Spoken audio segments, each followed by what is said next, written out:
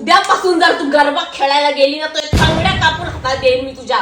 स्वतः तर रातभर दांडे खेळते आणि इथं माझी झोप खराब करते मूर्ख. अरे एक गोष्ट सांग, रात्रीला 4-4 वाजेपर्यंत गरबा खेळून कोणता झेंडा काढलास तू? कधी एक ट्रॉफी आली का घरात तुझी? 4-4 वाजेपर्यंत गरबा खेळायचा म्हणे. तू ना आता मला खरं खरं सांग, तू साक्षी सोबत गरबा खेळायला जाते का तुझ्या?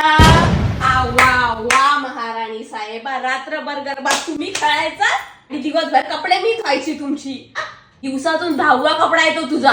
उठायचा आणि धुवून टाकायची कपडे. आत्ताच्या आत्ता मला सगळी कपडे धुतलेली पाहिजे. उठायचं, लवकर उठायचं. काय बोलली? पाय दुखताय तुझं? रात्रभर हे हॅलो करायला पाय नाही दुखत? उठ लवकर, ते कपडे धुवून घे.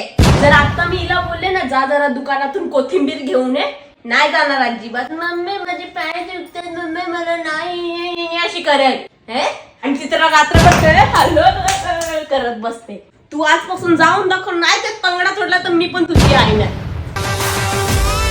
काय गे, स्वतःला मोठी दया फेल समजते का? रात्रभर गरबा खेळायला जाते ती.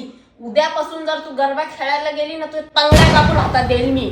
आजपासून माझ्या बाजूला ना अजिबात झोपायचं नाही. का ते सांगते. रात्रभर